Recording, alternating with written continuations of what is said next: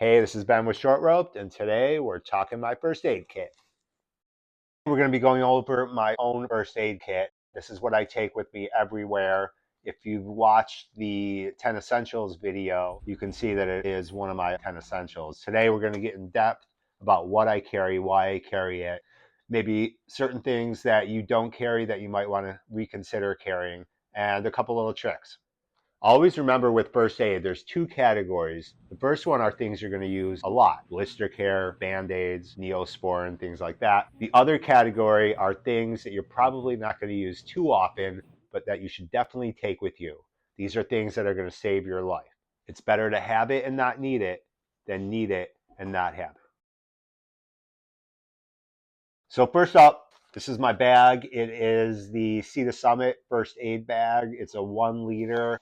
I like it because it's waterproof. It has a little window, even though I don't really use the window too often. It's also red. It's the only red thing that I like to keep in my bag. So it's easy to find. It's highly visible. It's super lightweight, very rugged for my needs. If you don't want to spend the money on a bag, you can always just use a Ziploc bag. Just make sure it's waterproof, watertight, and you can store all your items in there as well. And now, let's see what we have in here. Wound care.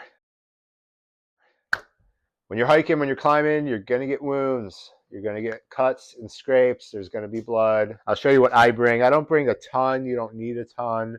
But definitely bring some kind of antiseptic. This is a little Neosporin spray. I also like to just bring a triple antibiotic ointment as well as an antiseptic towel. These are actually good too. These Derwell. This is a 3-in-1 medicated first aid cloth. It cleans wounds, prevents infections, relieves pains. These work great. It's kind of an all-in-one to put on the wound before you dress that wound. So normally I'll just bring a few Band-Aids. I'll take one big one. Otherwise, I'll just take a few normal Band-Aids. I also like to take gauze. This is good at stopping bleeding and also using as a Band-Aid. Just tape it on and you should be good. The last thing I take with me in terms of wound care, a quick clot. These will stop bleeding super fast. There's a few different versions of this. There's a powder. I like this one. This one's made by Adventure Medical Kits. The last thing that you want on one of your climbs is an infection. So this will help seal up that wound. Some kind of tape. These come in handy for a multitude of uses. And I also like to bring some athletic wrap. These are good if you do hurt an ankle, a elbow, a knee, to wrap it up, keep it secure. You can also use these as a sling to wrap your arm up. So I definitely take this. Next up on the list, we're talking insects, we're talking bugs, we're talking bad plants. What I like to bring always, and again, this is dependent on where you're going, is some kind of poison ivy wipe. These work really well. You just wipe it on. Definitely helps with any kind of rashes, with the itches. Also on my insect stuff is some kind of afterbite. This is afterbite. You can also take cortisone, Benadryl, anything topical to help with any stings, itches, bites that you get. And last up, I take is this little wasp bee sting ointment. I actually got stung by a big Texas wasp right on my nose. I put this on, definitely helped the sting. Next up, blister care. Bring blister care with you. You are probably going to get a blister. Blisters have ruined trips for me. They suck, they hurt, they do not get better. My advice always when feeling any kind of hot spot, instantly take a seat, take those shoes off, socks off, apply some kind of blister pad to that area before you develop a full-on blister, because they are not fun.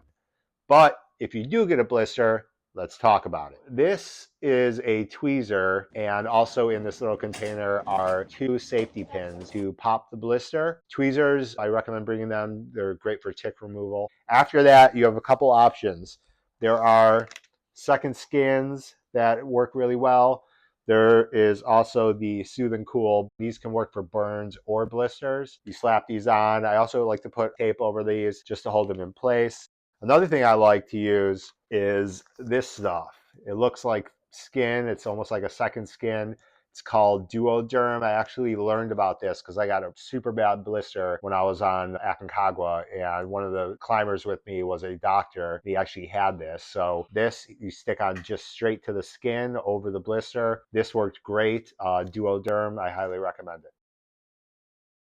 When it comes to medications, there are a few things you should always bring with you. Medications, I am not a doctor, so I can't tell you specifically what to take and what not to take. I'm just telling you what I take personally. And I like to keep them in this little bag, kind of same room and space. I always bring some kind of ibuprofen, Advil, Aleve. I also take Tylenol for headache. Another thing I like to take with me is aspirin. I don't use aspirin, but if there was an emergency like a heart attack, aspirin is something you definitely want to have on you. Something else I like to bring with me is some Benadryl. I have used this a few times for allergies. It's always good to have it. Another use is I went hiking once with my dog and he got stung by a bee. You can also use this for pets. And next on my medications, Imodium. Definitely take something for your stomach, Pepto, Imodium, anything just in case you run into one of those emergencies. And last up on my list in terms of medications are your personal medications, prescriptions, anything you don't think you need. You might have taken it earlier in the day. Take it with you. You never know in case of an emergency, in case you're stuck overnight. Have those medications with you. A few optional items. They could be optional, they could be necessary. I'm going to leave that up to you. The first one is a lidocaine patch. These are good if you get a wound on your back, low back pain, throw on this lidocaine patch. It doesn't always stay on. Sometimes I'll put tape on it. The effectiveness of these is to be determined, but it's always a great idea to have one of these with you. An ice pack. Crinkle it up, it'll pop inside and it turns cold. So this is good for any kind of wound where you need an ice pack. Another use that I like with this ice pack is it can help with any kind of heat exhaustion. So you can put this on your forehead, you can put it on your neck, and it works great at cooling you off.